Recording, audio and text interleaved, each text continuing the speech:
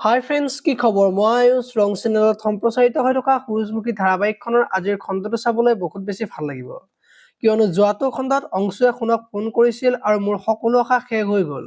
মোৰ প্ৰস্তাৱ গ্ৰহণ নকৰিলে বুলি সোণক কোৱাত সোণে তই মন বেয়া নকৰিবিচোন, মই অনুস্মিতাক বুজাম বুলি কৈছিল।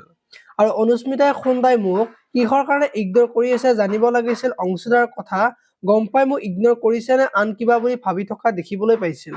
আজিৰ খণ্ডটোত সোণে অনুস্মিতা অংশুৰ কথা সুধিব আৰু তোমাক দাদাই কিবা কৈছে নেকি বুলি অনুক সুধিব।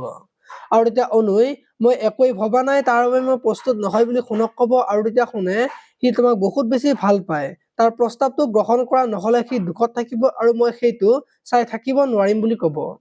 আৰু তেতিয়া অনুস্মিতাই আপুনি যে মোৰ ফোনটো ৰিচিভ নকৰা হ'ল, মোক ইগন'ৰ কৰে কিয় বুলি সুধিব।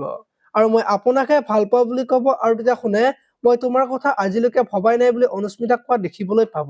ইফালে আকৌ অনুস্মিতাই আজি ঘৰলৈ গৈ সোণৰ কথা ভাবি কান্দি থাকিব আৰু সোণদাই মোক সঁচাকৈ ভাল নাপায় নেকি, মোৰ কি হ'ব বুলি ভাবি থাকিব। আৰু অংশুৰ ওচৰলৈ ৰত্ন যাব আৰু অনুস্মিতাৰ কথা সুধিব। আৰু তেতিয়া অংশুৱে ৰত্নক বহুত বেয়াকৈ গালি পাৰিব আৰু তেতিয়া পৰিয়ে দূৰৰ পৰা চাই থাকিব। আৰু দাদাই ৰত্নক কিয় ইমান বেয়াকৈ ক'লে, তাৰ কি হৈছে বুলি ভাবি থকা দেখিবলৈ পাব।